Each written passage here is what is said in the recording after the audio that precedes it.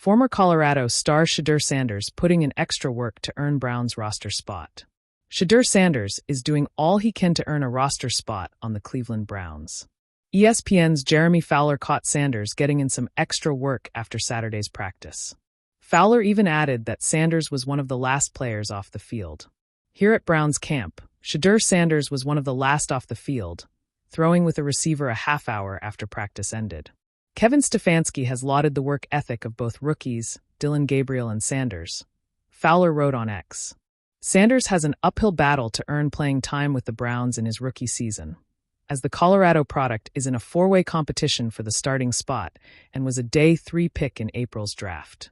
However, Sanders is making strides in camp, and according to Browns reporter Grant Puskar, Saturday's practice was a breakout day for the 23-year-old signal caller. Browns' Shedeur Sanders led all QBs with 3 touchdowns today in camp. By far the best he has looked yet. Breakout day for 12, Puskar wrote. Additionally, Garrett Bush of the Ultimate Cleveland Sports show added that Sanders took team reps ahead of Dillon Gabriel on Saturday. Shedeur Sanders gets team's reps and pays it off with a nice 32-yard TD pass to Floria. First time Shedeur has taken team reps ahead of Dillon Gabriel, Bush wrote. Sanders is growing right in front of our eyes and is making a strong early case to be on Cleveland's initial 53-man roster. The lights over the practice facility in Berea hummed softly, cutting through the late-night Ohio fog. Most of the Browns players had already showered, grabbed protein shakes, and driven off into the darkness. But inside the indoor fieldhouse, one figure remained. Helmet off, sweat dripping, football in hand. Shedeur Sanders, once the golden arm of Colorado football and the son of a legend, moved like a man possessed. Every drop back was a whisper of determination, every throw a declaration that he would not go quietly. Again, he muttered to himself, lining up a stray equipment assistant as an imaginary wide out. Route 6 sharp break. Let's go. The assistant sprinted a crude pattern, sneakers squeaking on the artificial turf. Shedeur's footwork snapped, 3 steps, hitch, release, and the ball cut the air like a laser, landing right in the kid's chest. He wasn't supposed to be here this late. Coaches often preached recovery, rest, and letting the body heal. But Shedeur felt every tick of the clock like a challenge.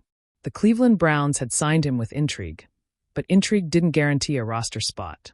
He was 4th on the depth chart now, battling veterans with NFL scars and rookies with hype as heavy as his own. He replayed the conversations in his head. You've got talent, but talent isn't enough here. You're not in Boulder anymore. Every decision is magnified. Don't just show us what you can do.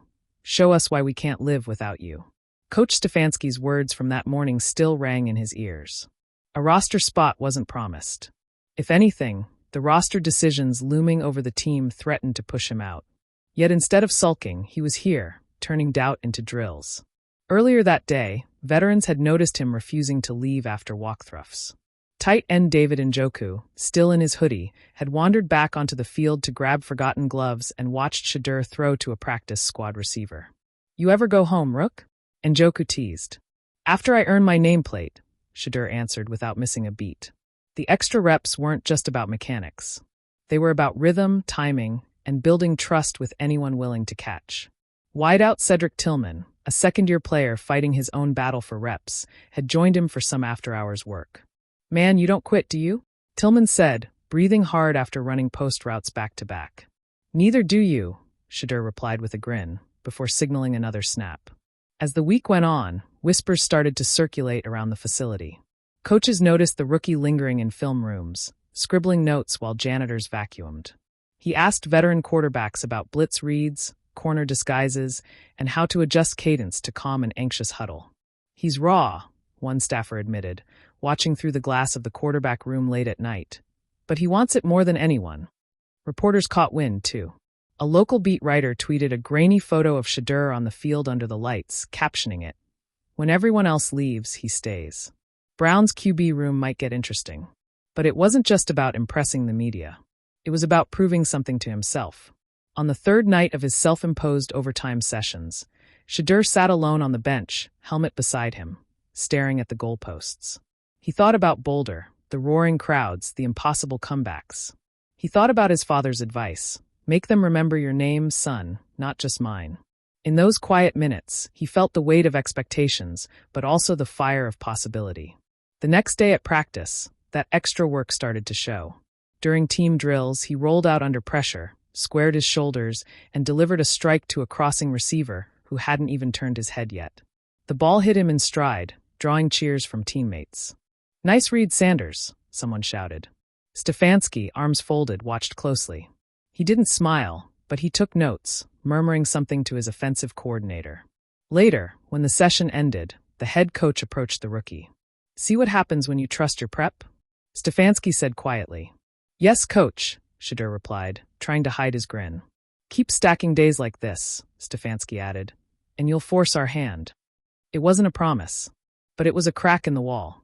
And for a competitor like Shedeur, that was enough to pour himself through. By the end of the week, more teammates joined his late-night sessions. A couple of young receivers hungry for reps, a running back rehabbing from injury, even a backup tight end looking to fine-tune his timing. The once-empty field house began to feel like its own secret brotherhood, a place where dreams were sharpened, not just declared. Shedeur's throws grew sharper. His pocket awareness improved. He started correcting teammates on route adjustments like a seasoned leader. And slowly, the narrative shifted. He wasn't just the son of Shedeur Sanders anymore. He wasn't just the flashy Colorado star with question marks around his game. He was the rookie who stayed late, studied longer, and treated every rep like it was 4th and goal in December.